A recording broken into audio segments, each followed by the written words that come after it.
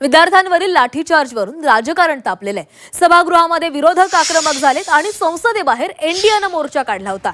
जंतर मंतरवर लाठीचार्जवर संसदेमध्ये चर्चेसाठी विरोधक ठाम होते।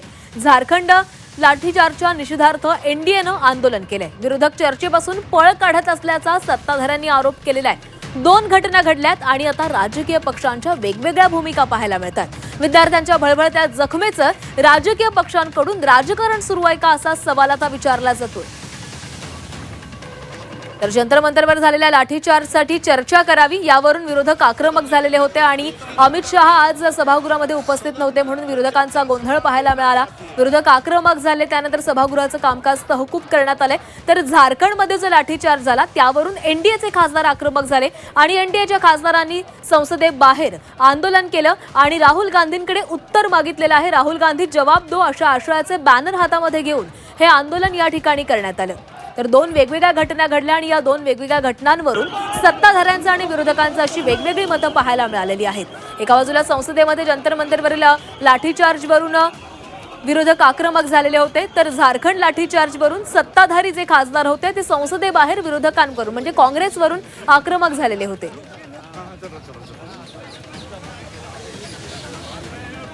तर विद्यार्थ्यांच्या भळभळत्या जखमेचं राजकीय पक्षांकडून राजकारण सुरू असल्याची आता चर्चा सुरू झालेली आहे। दोन वेगवेगळ्या घटना घडल्यात आणि या दोन वेगवेगळ्या घटनांमध्ये सत्ताधारी आणि विरोधकांनी सोयीची अशी भूमिका घेतल्याचं दिसतंय। मंत्री सदन में आए और जवाब दे। विपक्ष के पास कोई रणनीति नहीं है, उनके पास सिर्फ खड़मंडल नीति है।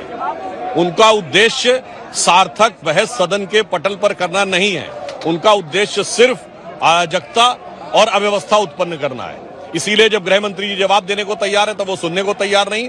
राहुल गांधी को सदन में आके सुनना चाहिए और रांची जाना चाहिए। न वो रांची जा रहे हैं न सदन में सुन रहे हैं। इसलिए मैं उनसे कहना चाहूंगा उनकी स्थिति ये है जब जो बात मांग ली जाती है वो उस बिगड़े दिल शहजादे की तरह है जिसे कोई बात सुननी नहीं है।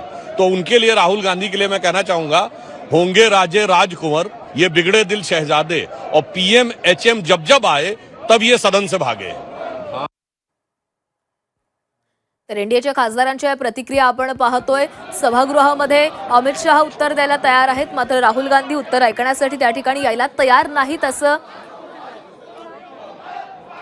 एनडीएच्या खासदारांनी म्हटलेलं आहे। एका बाजूला विरोधक संसदेमध्ये सभागृहामध्ये आक्रमक झालेले होते आणि संसदेबाहेर सभागृहाबाहेर एनडीएचे खासदार आक्रमक झाले।